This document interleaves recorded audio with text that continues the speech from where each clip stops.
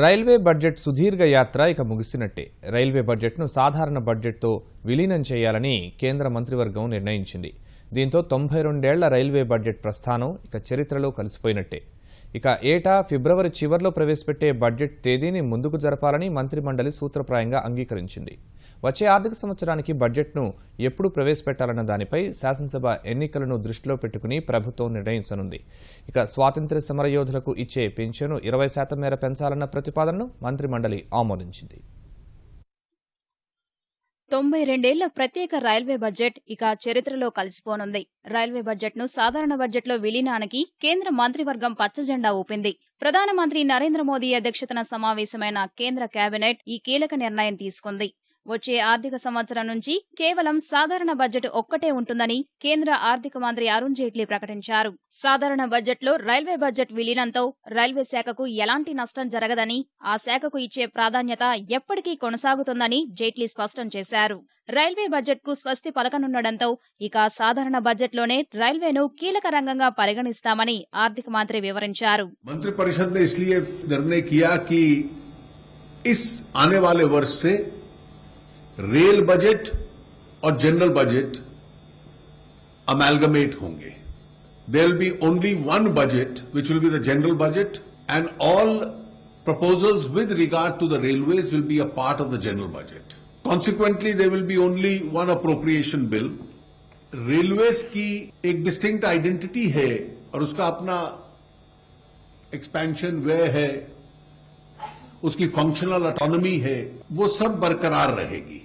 ఇక parliament budget సమావేశాల తేదీలను ముందుకు జరపాలని మంత్రివర్గం నిర్ణయించింది.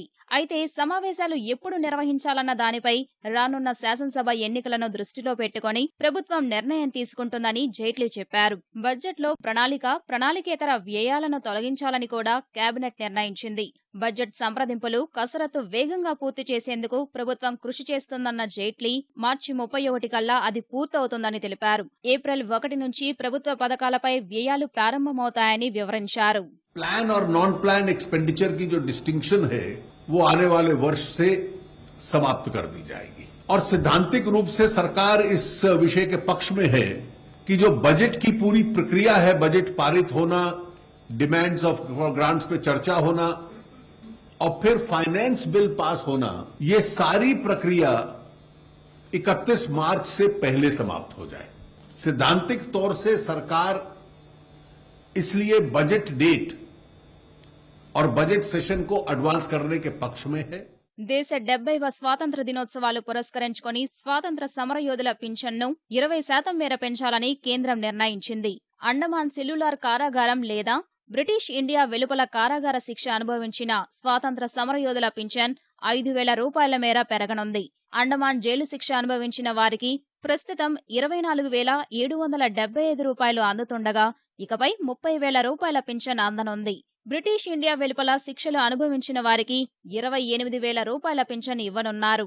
గతంలో వీరికి 23,085 రూపాయలు అందేవి. ఇక ఇతర సమరయోధుల పింఛన్ను 21,395 రూపాయల నుంచి 26,000కు పెంచారు. కొత్త పింఛను విధానం ఈ ఏడాది ఆగస్టు 15 నుంచి అమల్లోకి వస్తోంది. బీఎస్ఎన్ఎల్ కు చెల్లించాల్సిన 1,250 కోట్ల రూపాయల పరిహారానికి కేంద్ర మంత్రివర్గం ఆమోదముద్ర వేసింది. 2002 ఏప్రిల్ 1కి ముందు గ్రామీణ ప్రాంతాల్లో ఏర్పాటు చేసిన టెలిఫోన్లకు ప్రభుత్వం రాయితీ కల్పించింది. దీని కారణంగా బీఎస్ఎన్ఎల్ కు కలిగిన ఆర్థిక నష్టాన్ని పూడ్చడానికి 1,250 కోట్లు విడుదల చేయనున్నట్టు జైట్లీ తెలిపారు.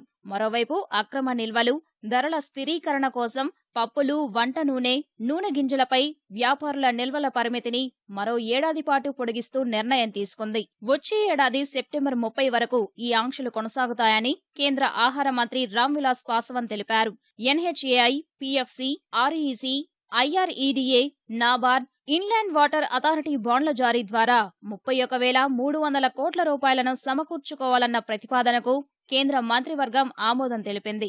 ఉత్తరప్రదేశ్ సహా తూర్పు రాష్ట్రాలైన బీహార్, జార్ఖండ్, బంగాల్, ఒడిశాలకు సహజవాయువు సరఫరా కోసం జేహెచ్బీడీపీఎల్ గ్యాస్ పైప్లైన్ ప్రాజెక్టు కోసం కేంద్రం 5,176 కోట్ల రూపాయలు కేటాయిస్తూ నిర్ణయం తీసుకుంది.